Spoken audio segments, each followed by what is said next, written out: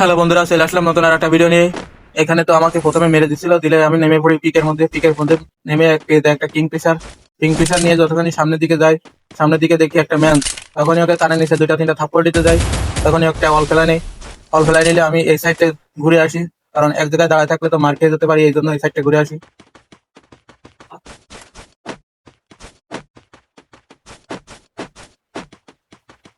যখনই এই সাইডটা ঘুরে আসি তখনই দেখি সামনে ওই জায়গায় দাঁড়িয়ে আছে। ওকে তো একটা অটো হেডশট দিয়ে সামনে দেশে পাঠিয়ে দিই, দিয়ে একে ক্লিয়ার করে দিয়েই এখান থেকে হালকা পাতলা লুট নিয়ে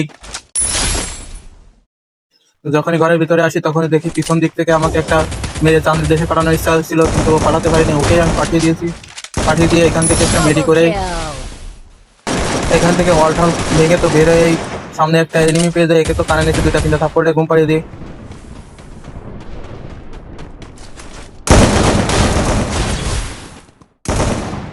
ঘুম পাড়িয়ে এই সাইডটা হালকা পাতলা দৌড়তে যখনই সামনের দিকে যাচ্ছিলাম দেখি আমাদের একটা টিমমেট নকায় আছে। তখনই সামনে একটা এনিমি ছিল, ওকে তো কানে নিচে দুইটা তিনটা থাপ্পড় দেওয়ার চেষ্টা করি, কিন্তু একটা গুলিও লাগে না। তখন এই ঘরের ভিতরে ম্যাক্সিমাম যাতা দেওয়ার চেষ্টা করি, কিন্তু ওই যে ডাব্লিউএম দিয়ে কিভাবে জানি এখানে হেড লাগিয়ে দেয়। যাই হোক, আমাদের একটা টিমমেট ছিল রিভাইভ করার পয়েন্টের ওই জায়গায়, তখনই আমাকে রিভাইভ করে দেয়।